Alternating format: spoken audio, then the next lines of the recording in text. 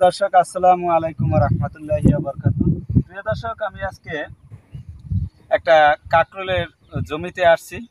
যদি এই জমিটা আমার না, তারপরেও মনে করেন যে এই কাকার অভিজ্ঞতা সম্পর্কে যতটুকু ধারণা আপনাদেরকে জানাবার চেষ্টা করব। কাকারে বাড়িতে পাইনি, তো এখানে অনেক জাত নিয়ে গবেষণা হয়েছে।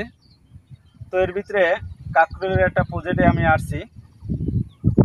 এই কাকা সহ ভিডিওটা আপনাদেরকে আমি দেব।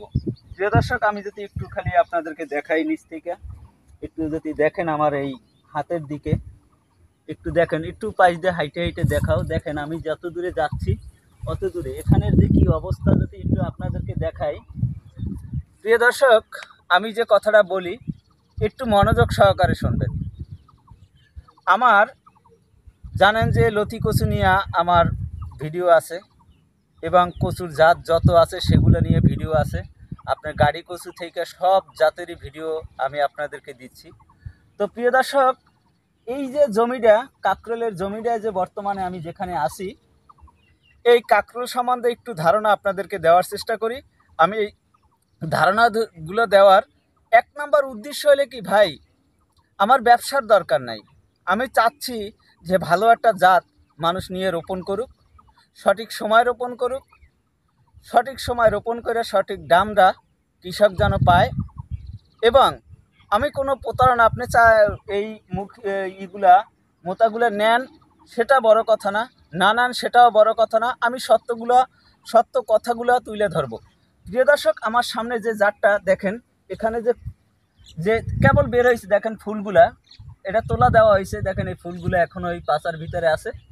তো আমি যে কথাটা বলবো যে এখানে জাত আছে বিভিন্ন রকমের, এই কাকরোলের কয়েকটা জাত আছে।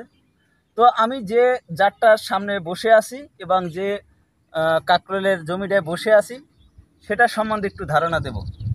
তো প্রিয় দর্শক, এই যে কাকরোলগুলো দেখেন, এই কাকরোলগুলো মূলত পরাগান ছাড়া। এখানে দুইটা সাবজেক্ট, একটা হলে পরাগান ছাড়া, একটা হলে পরাগান করা। তো প্রিয় দর্শক, আমি যে জাংলাটার ভিতরে আছি এটা পরাগান ছাড়া। এখানে একটা কাকরোলও পরাগান করা হয় না। প্রিয় দর্শক, কেন হয় না? এখানে দুইটা সাবজেক্টের কথা বলছি, যে পরাগান করতে হবে একটাই, আর একটা পরাগান ছাড়া করতে হবে। প্রিয় দর্শক, এই যে জাতটা দেখতেছেন, এটা পরাগান করা না, এই পরাগান করা লাগে না, এবং এটা পরাগান ছাড়াই দেখেন কি পরিমাণে কাকরোল ধরছে। আমি আসলে এ তো খালি মনে করেন যে এই জাল, এই দেখেন এই টাইনে টাইনে বাইর করি এটি জাংলার ভিতরে। আমি দেখেন এই কী পরিমাণে, এই যে জালের ভিতরে দেখেন এই মাশাল্লাহ অনেক কাকরোল ধরছে। তো প্রিয় দর্শক, আমি যে কথাটা বলবো একটু মনোযোগ সহকারে শুনবেন।